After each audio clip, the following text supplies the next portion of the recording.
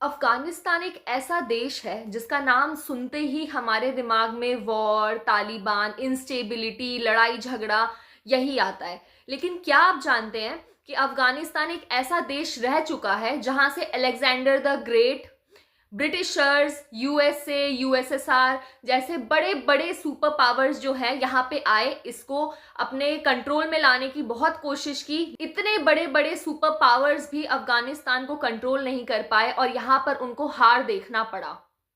अफगानिस्तान की हिस्ट्री सिर्फ वॉर की हिस्ट्री नहीं है, यहाँ पर इनके कल्चर की, ब्रेवरी की, रेजिस्टेंस की भी कहानी है। शुरू से ही अफगानिस्तान का जो सबसे बड़ा स्ट्रेंथ रहा है वो रहा है इसका location. Afghanistan central Asia, middle east और साउथ एशिया को कनेक्ट करने का एक सबसे बड़ा सोर्स बनता है। सिल्क रूट जैसे रूट्स भी यहीं से गुजरा करते थे, जो कि पहले के जमाने में ट्रेडिंग के लिए सबसे ज्यादा इंपॉर्टेंट रूट माना जाता था। तो मतलब एक तरीके से अफगानिस्तान सिर्फ एक लैंड नहीं था, वो पूरे दुनिया का एक गेटवे था, जो कि बहुत सारी चीजों के लिए एंशिएंट टाइम से ही उसकी इंपॉर्टेंस थी। आर्कियोलॉजिकल एविडेंसेस से पता चलता है कि इंडस वैली सिविलाइजेशन जैसी सभ्यताएं जो थी यहाँ तक एक्सटेंडेड थी। इंडस वैली की जो एक बहुत इंपॉर्टेंट साइट है जिसका नाम शॉर्टू घई है, यहाँ तक एक्सटेंडेड थी, अफगानिस्तान तक एक्सटेंडेड थी। अफगानिस्तान पे काफी ज्यादा वैदिक इन्फ्लुएंस भी था एंड इंडिया से भी काफी ज्यादा अच्छे रिलेशंस थे अफगानिस्तान के। एंशिएंट टाइम से ही इंडिया के साथ काफी अच्छी ट्रेडिंग चला करती थी अफगानिस्तान की। तो एंशिएंट अफगानिस्तान सिर्फ एक वॉर का जमीन नहीं था, यहाँ पे अफगानिस्तान को ज्ञान, धर्म और सिविलाइजेशन के लिए भी माना जाता था और जाना जाता था। अभी प्रेजेंट में अफगानिस्तान की अगर हम बात करते हैं तो यहाँ पे हमारे super powers USA and USSR दोनों ने बहुत ज्यादा कोशिश करी कि इन दोनों का कंट्रोल अफगानिस्तान में स्टैब्लिश हो पाए, लेकिन दोनों ही सुपर पावर्स यहाँ पे बहुत बुरी तरह हारे। तो सवाल एक्चुअली में ये उठता है कि क्या रीजंस रहे कि अफगानिस्तान जैसी कंट्री से यूएसए एंड यूएसएसआर जैसी कंट्रीज हार गई।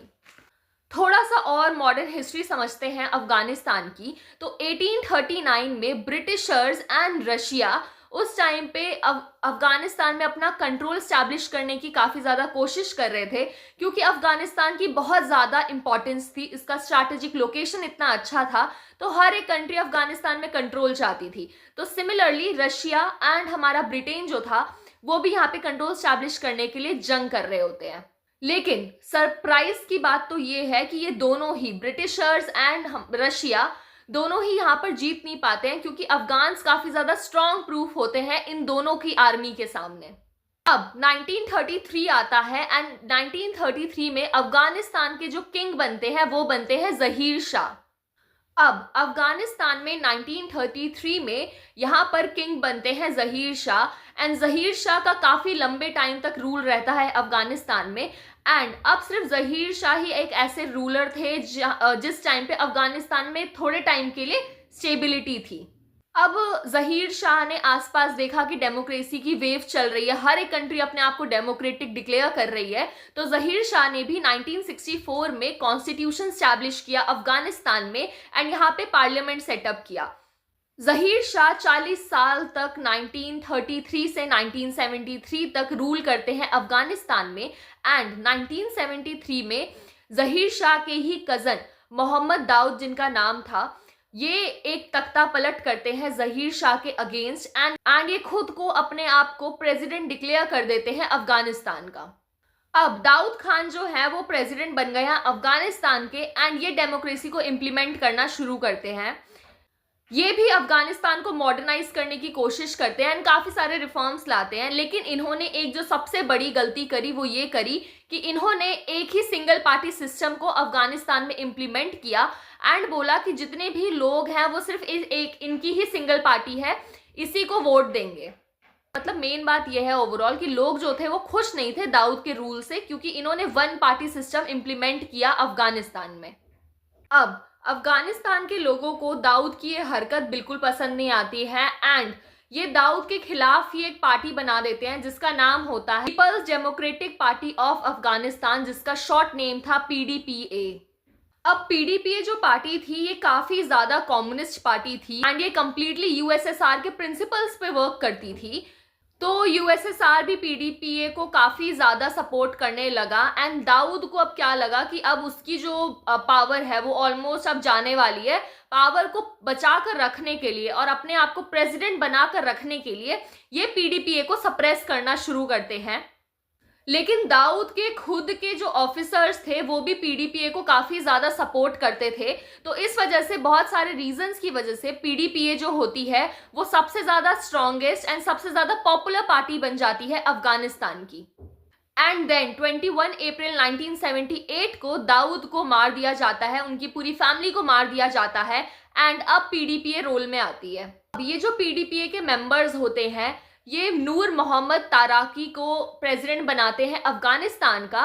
एंड ये जो नूर मोहम्मद होते हैं ये बहुत ही ज्यादा कम्युनिस्ट होते हैं एंड यूएसएसआर को इन पे काफी ज्यादा ट्रस्ट होता है। नूर मोहम्मद ताराकी जो होते हैं काफी बड़े बड़े एंड काफी बोल्ड रिफॉर्म्स करते हैं अफगानिस्तान में। जैसे कि ये अफगानिस्तान एक मुस्लिम कंट्री है तो अफगानिस्तान को ये सेक्युलर कंट्री बनाने की कोशिश करते हैं। यहाँ पे ये रिलीजियस प्रीचिंग्स में बैन लगाते हैं कि एकदम से कोई भी ऐसे ओपनली रिलीजियस प्रीचिंग्स ना दे। वो वुमेन को एजुकेशन का पूरा पूरा राइट देते हैं एंड बहुत सारे और भी रिफॉर्म्स करते हैं अफगानिस्तान में, मॉडर्नाइज करने की कोशिश करते हैं अफगानिस्तान को। ये यूएसएसआर से इन्फ्लुएंस होके काफी ज्यादा लैंड रिफॉर्म्स भी इंट्रोड्यूस करते हैं अफगानिस्तान में। तो अब जो नूर ने ये सारे रिफॉर्म्स किए, जो लोग थे अफगानिस्तान के, कुछ जो लोग थे वो काफी ज्यादा अगेंस्ट हो जाते हैं नूर मोहम्मद के। रीजन ये था कि वो कह रहे थे कि ये जो नूर मोहम्मद ताराकी आए हैं ये तो हमारी एंशिएंट अफगान वैल्यूज के अगेंस्ट जा रहे हैं, ये ट्रेडिशनल अफगान नॉर्म्स को डायरेक्टली चैलेंज कर रहे हैं। एंड लोगों ने नूर मोहम्मद के अगेंस्ट में प्रोटेस्ट करना शुरू कर दिया।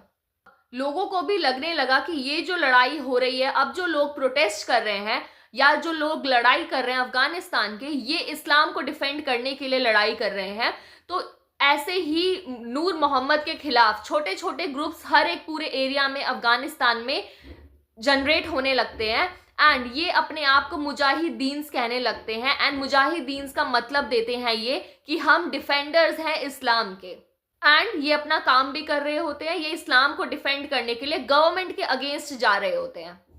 अब इधर एक बात समझो, यूएसएसआर जिसे नूर मोहम्मद पे काफी ज्यादा ट्रस्ट था, वहीं पे इनके जो फॉरेन मिनिस्टर होते हैं हफीजुल्लाह आमीन, यूएसएसआर को इन पे बिल्कुल ट्रस्ट नहीं था। एंड यूएसएसआर ने नूर मोहम्मद को बोला कि मुझे लगता है कि तुम्हारा जो फॉरेन मिनिस्टर है ना ये कहीं ना कहीं यूएसए से मिला हुआ है। तो नूर मोहम्मद प्रॉमिस करते हैं यूएसएसआर को कि हाँ ठीक है, मैं अपने फॉरेन मिनिस्टर हफीजुल्लाह आमीन को रिमूव कर दूंगा उनकी पोस्ट से। इससे पहले नूर मोहम्मद आमीन को रिमूव करते उनकी पोस्ट से, आमीन जो है वो नूर मोहम्मद को ही मार देते हैं और उसको मारने के बाद वो खुद पीएम बन जाता है अफगानिस्तान का। अब नूर मोहम्मद के मरते ही एक सीरियस टेंशन यूएसएसआर को हो गई कि एक तो इनको सपोर्ट करने वाला जो प्रेसिडेंट था वो मर गया नूर मोहम्मद, दूसरा ये था कि मुजाहिदीन डे बाय डे बढ़ते जा रहे थे एंड प्रोटेस्ट करते जा रहे थे। तो एक प्रॉब्लम यूएसएसआर को ये भी हुई कि मुजाहिदीन जो है हर जगह अफगानिस्तान के छोटे छोटे जगहों में कम्युनिस्ट गवर्नमेंट के खिलाफ लड़ाई कर रहे हैं। एंड अब जो आमीन बना है वहां का प्राइम मिनिस्टर, वो तो कंप्लीटली यूएसए को सपोर्ट करता है। तो यूएसएसआर को लगा कि अब अफगानिस्तान यूएसएसआर के कंट्रोल से जाने वाला है एंड इसी डर की वजह से यूएसएसआर 24 दिसंबर 1979 को अपनी ट्रूप्स डायरेक्टली एंटर करवा देता है अफगानिस्तान में। हजारों की तादाद में यूएसएसआर की जो आर्मी होती है वो अफगानिस्तान में घुसती है एंड आमीन को मार देती है। अब लोगों को भी यूएसएसआर पे देखो गुस्सा आ रहा होता है कि एक तो ये आउटसाइडर्स हैं, हमारी कंट्री में घुस गए हैं, उसके बाद जो हमारा प्राइम मिनिस्टर था उसको मार दिया है। तो मतलब लोग भी एक्चुअली में यूएसएसआर को सपोर्ट नहीं कर रहे होते हैं एंड मेजॉरिटी ऑफ लोग अफगानिस्तान के मुजाहिदीन के ग्रुप्स को ज्वाइन करना शुरू कर देते हैं। अब यूएसए का टेक समझो, आप सोच रहे होगे कि इतना कुछ यूएसएसआर ने कर दिया तो यूएसए क्या चुप रहेगा। तो यूएसए का एक टेंशन यहाँ पे बहुत मेजर टेंशन था कि यूएसए को एशिया में सिर्फ दो ही कंट्री सपोर्ट करती थी, पहली थी पाकिस्तान एंड दूसरी थी सऊदी अरेबिया। तो अब यूएसए को लगता है कि अगर अफगानिस्तान से कंट्रोल हट गया तो अफगानिस्तान पे मतलब बेसिकली एशिया पे यूएसए अपना इन्फ्लुएंस स्टैब्लिश नहीं कर पाएगा क्योंकि अफगानिस्तान जैसी कंट्री पे यूएसएसआर पूरा कब्जा करने की फिराक में है। तो इसीलिए यूएस से भी कहीं ना कहीं यूएसएसआर को रोकना चाहता था अफगानिस्तान में इन्वेजन करने से। तो अब इस पर्पस के लिए यूएसए जो है इन मुजाहिदीन्स को पूरा पूरा सपोर्ट करने लगा, हर तरीके की ट्रेनिंग इनको देते थे यूएसए, हर तरीके के मुजाहिदीन्स को यूएसए प्रोवाइड करवाने लगा। अब यूएसएसआर के लिए देखो प्रॉब्लम यहाँ की टेरेन बनती है। टेरेन क्या होता है, मतलब अफगानिस्तान की जो ज्योग्राफी है वो यूएसएसआर के लिए एक बहुत बड़ा प्रॉब्लमैटिक फैक्टर बनती है। रीजन ये होता है कि ये जो मुजाहिदीन्स यूएसएसआर से लड़ रहे थे, मुजाहिदीन्स को अफगानिस्तान की ज्योग्राफी कंप्लीटली और बहुत अच्छे तरीके से पता थी, और इनको ये भी पता था कि कहाँ से अटैक करना है, कैसे अटैक करना है, गुरिल्ला वॉरफेयर कैसे करना है, इनको सब पता था। लेकिन यूएसएसआर की जो आर्मी थी वो नई थी इस लैंड पे, अफगानिस्तान के लैंड पे यूएसएसआर की आर्मी नई थी। तो यूएसएसआर को लड़ने में काफी ज्यादा प्रॉब्लम हो रही थी, एंड मुजाहिदीन एक टाइम पे यूएसएसआर पे काफी ज्यादा स्ट्रांग भी पड़ रहे थे। एंड यूएसएसआर की आर्मी पे ये मुजाहिदीन छुप छुप के कहीं से भी वार कर देते थे। तो यूएसएसआर ने 10 साल तक अफगानिस्तान में लड़ाई करी, अपने फोर्सेस को 10 साल तक अफगानिस्तान में रखा, एंड 1988 को यूएसएसआर ने डिसाइड कर लिया कि उनकी जो फोर्सेस हैं वो अफगानिस्तान से विड्रॉ करना शुरू करेंगी। 15 फैब 1989 को कंप्लीट विड्रॉल हो जाता है यूएसएसआर की सारी आर्मीज का, एंड एक भी सिंगल आर्मी का कोई भी इंसान नहीं बचता है यूएसएसआर का अफगानिस्तान पर। तो ये काफी ज्यादा बड़ी हार होती है यूएसएसआर के लिए अफगानिस्तान पे। तो अब देखो यूएसएसआर चला गया, ठीक है, मुजाहिदीन अब पूरे पावर में आ गए कि अब अफगानिस्तान पे रूल कौन करेगा। मेन सवाल अब यही उठता था कि अब अफगानिस्तान पे रूल कौन करेगा। एंड मैंने बताया आपको कि मुजाहिदीन भी एक सिंगल ग्रुप नहीं था, ये मल्टीपल लेवल्स पे अफगानिस्तान पे हर एक जगह पे अवेलेबल थे, वहां से ये लोग लड़ रहे थे। तो एक सिंगल मुजाहिदीन का ग्रुप नहीं था। तो अब मुजाहिदीन की आपस में ही भिड़ने लगी, एंड सिविल वॉर की सिचुएशन हो गई कि अब अफगानिस्तान में एक्चुअली में कौन रूल करेगा। मुजाहिदीन का ही एक लीडर होता है, एक ग्रुप का एक लीडर होता है जिसका नाम होता है मुल्ला उमर।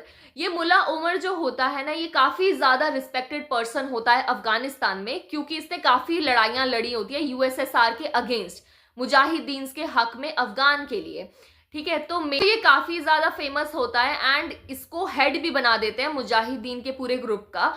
तो अब जो है ये पावर में आता है अफगानिस्तान में, एंड शरिया लॉज को इम्प्लीमेंट करना शुरू करता है। ये कंप्लीट म्यूजिक पे बैन लगा देता है, फॉरेन फिल्म्स पे बैन लगा देता है, फीमेल्स की राइट्स को पूरी तरीके से सप्रेस कर देता है। कोई भी फीमेल एजुकेशन नहीं ले सकती, स्कूल पढ़ने नहीं जा सकती, अकेले किसी कहीं और नहीं जा सकती, उनके साथ एक मेल मेंबर का होना जरूरी है। ये सारे लॉज, शरिया लॉज को इम्प्लीमेंट करता है मुल्ला उमर, ज्यादा स्ट्रिक्ट पॉलिसीज को इम्प्लीमेंट करता है अफगानिस्तान में। अब यहाँ पे देखो ओसामा बिन लादेन की थोड़ी सी बात करते हैं। ओसामा बिन लादेन एंड मुल्ला उमर का रिलेशनशिप आपस में काफी ज्यादा अच्छा होता है। इसके पीछे बहुत रीजंस होते हैं, एंड एक सबसे मेन जो रीजन होता है कि मुल्ला उमर को ओसामा बिन लादेन काफी ज्यादा सपोर्ट करता है अफगानिस्तान में पावर में आने में, ठीक है। अब देखो यहाँ पे ओसामा बिन लादेन का रिलेशनशिप यूएसए से अच्छा नहीं होता, क्योंकि बहुत सारी रीजंस की वजह से ओसामा बिन लादेन जो है वो यूएसए से चिढ़ा हुआ होता है। से बहुत सारे रीजंस होते हैं इसके चिढ़ने के पीछे। अब इस वीडियो में मैं इसकी बात नहीं करूंगी क्योंकि बहुत ज्यादा ऑफ ट्रैक चली जाएगी फिर ये वीडियो, तो किसी और वीडियो में इसकी बात करेंगे। तो मतलब बेसिकली यहाँ पे इतना समझ लो कि ओसामा बिन लादेन और यूएसए के जो रिलेशनशिप्स होते हैं वो ज्यादा अच्छे नहीं होते हैं, मतलब बिल्कुल ही बेकार होते हैं। तो 9/11 का जो अटैक होता है यूएसए में, ये ओसामा बिन लादेन अफगानिस्तान में बैठकर ही पूरा प्लान करता है। यूएसए ने मुल्ला उमर से रिक्वेस्ट किया कि आप प्लीज हमें ओसामा बिन लादेन दे दो, एंड मुल्ला उमर ने ओसामा बिन लादेन को देने से यूएसए को कंप्लीटली इनकार कर दिया। इसके पीछे बहुत सारे रीजंस थे। पहला रीजन ये था कि ओसामा बिन लादेन के रिलेशनशिप मुल्ला उमर से काफी अच्छे थे, एंड दूसरा सबसे मेन रीजन ये था कि तालिबान अपना जो सुप्रीमेसी है वो अफगान के लोगों में, लोकल पीपल में एस्टैब्लिश करना चाहता था। अगर वो यूएसए की बात मान के ओसामा बिन लादेन को यूएसए को दे देता, तो ये उसको लगा मुल्ला उमर को कि लोग सोचेंगे, अफगानिस्तान के लोग सोचेंगे कि ओसामा बिन लादेन को देकर जो मुल्ला उमर है ये झुक गया यूएसए के आगे। तो अपने आप को लोकल पीपल में एक तरीके से सुप्रीम शो करने के लिए भी ओसामा बिन लादेन को यूएसए को उसने दिया नहीं। अब 11 सितंबर 2001 को ओसामा बिन लादेन जो है ये यूएसए पे एक टेररिस्ट अटैक करवाते हैं एंड यूएसए इसके बाद सडन एक्शन में आ जाता है एंड तालिबान से डायरेक्टली बात करता है कि हमें ओसामा बिन लादेन चाहिए। अब यहाँ पे अभी भी मुल्ला ओमर ओसामा बिन लादेन को देने से मना कर देता है, तो यूएसए जो है वो डायरेक्टली अपनी फोर्सेस लेकर अपनी एलाइज के साथ एंटर कर जाता है अफगानिस्तान में एंड अफगानिस्तान पे अटैक कर देता है। कुछ टाइम तक यूएसए जो है वो लड़ाई झगड़ा करता है, काफी वॉर वगैरह होती है एंड जो बहुत बड़े बड़े एरियाज होते हैं अफगानिस्तान के जैसे कांधार वगैरह वो यूएसए के कंट्रोल में आ जाते हैं एंड ये जो ओसामा बिन लादेन होते हैं, मुल्ला ओमर होते हैं, ये सारे लीडर्स जो होते हैं मुजाहिदीन के, ये छुप जाते हैं यूएसए से। अब देखो यूएसए एक्चुअली में अफगानिस्तान में घुसी ही इसी पर्पज से है कि हमें ओसामा बिन लादेन चाहिए, ठीक है। तो अब प्रॉब्लम यहाँ पे ये होती है कि अब ओसामा बिन लादेन जो है वो गायब है, मुल्ला ओमर गायब है, तो अब एक गवर्नमेंट चाहिए जो अफगानिस्तान को रन कर पाए। तो इसलिए यूएसए यहाँ पे हामिद करजाई को प्रेसिडेंट बनाते हैं एंड हामिद करजाई बिल्कुल प्योर वोटिंग के साथ, प्रॉपर वोटिंग के साथ यहाँ के लीडर बनते हैं। तो अब देखो यूएसए सिर्फ अफगानिस्तान से नहीं लड़ रहा होता, इनकी इराक में भी लड़ाई चल रही होती है। तो यूएसए का जो माइंड होता है ना वो इधर उधर होता है, मतलब अफगानिस्तान में भी लड़ रहे हैं एंड इराक में भी लड़ रहे हैं, तो यूएसए फोकस नहीं कर पा रहा होता अफगानिस्तान में। तो जो ये तालिबान्स हैं ये वापस से अराइज होना शुरू होते हैं पावर में एंड मुल्ला ओमर वापस से बाहर आता है, जहां भी छुपा हुआ था वहां से बाहर आता है एंड वापस से ये लोग छोटे छोटे एरियाज में अपना कंट्रोल स्टैब्लिश करने लग जाते हैं। अब आप सोच रहे होंगे कि यूएसए फिर कर क्या रहा था जब वापस से तालिबान कैप्चर कर रहे थे। तो यूएसए की आर्मी जो थी अब वो इराक में थी, अफगानिस्तान में थी ही नहीं, ठीक है। बहुत कम एरियाज में अफगानिस्तान में इन्होंने अपने लोगों को छोड़ा हुआ था। तो अब तालिबान टेक ओवर करता है वापस से एंड अब लोग दुखी हो गए होते हैं अफगानिस्तान के कि एक तो क्राइसिस इतने हैं, खाने पीने को नहीं है, अनएम्प्लॉयमेंट इतनी है एंड ऊपर से लड़ाई झगड़ा खत्म नहीं हो रहा है। 2020 में अमेरिकन गवर्नमेंट ने ऑफर किया तालिबान को एक दूसरे से बातचीत करने के लिए एंड यहाँ पे इनका बातचीत होता है एंड दोहा एग्रीमेंट साइन करवाया जाता है। दोहा एग्रीमेंट के अंडर होता है कि हम, ठीक है, यूएसए एग्री करता है कि हम जो है वो अपनी आर्मी को अफगानिस्तान से रिमूव कर देंगे, लेकिन इसके लिए कुछ कुछ कंडीशंस तालिबान को माननी पड़ेगी। 30 अगस्त 2021 को ये जो अफगान की फोर्सेस होती हैं ये अफगानिस्तान से कंप्लीटली हट जाती हैं एंड 7 सितंबर 2021 को तालिबान वापस से पावर में आ जाता है एंड तालिबान अपनी न्यू गवर्नमेंट अनाउंस कर देता है। 2025 में एक्चुअली में अफगानिस्तान की क्या कंडीशन है ये सबको पता है, किस लेवल पे यहाँ पे ह्यूमैनिटेरियन क्राइसिस है, कितने लेवल पे यहाँ पे इकोनॉमिक क्राइसिस है, हर एक एस्पेक्ट में अफगानिस्तान में प्रॉब्लम्स ही प्रॉब्लम्स हैं। फीमेल्स को किसी भी तरीके के कोई राइट्स नहीं दिए हुए, उनको एजुकेशन अब अलाउड नहीं है। तो मतलब ओवरऑल काफ़ी ज़्यादा बुरे हालात हैं अफगानिस्तान के एंड बहुत प्रॉब्लम्स है अफगानिस्तान में प्रेजेंटली। अगर प्रेजेंट कंडीशंस में इंडिया काफ़ी एड्स भेजता रहता है अफगानिस्तान को, क्योंकि अफगानिस्तान हमारा काफ़ी अच्छा फ्रेंड है, तो बहुत सारे एड्स देते हैं एंड समहाउ हेल्प से अभी फिलहाल तो अफगानिस्तान की जो पॉपुलेशन है वो सरवाइव कर रही है, लेकिन अगर इन फ्यूचर अगर इनको एड नहीं मिलेगी तो ये शायद सरवाइव भी नहीं कर पाएंगे। तो मतलब ओवरऑल बहुत हालात ख़राब हैं अफगानिस्तान के। तो अगर आपको ये वीडियो अच्छी लगी हो तो प्लीज़ लाइक एंड सब्सक्राइब कर देना। तब तक के लिए see you in the next video, bye.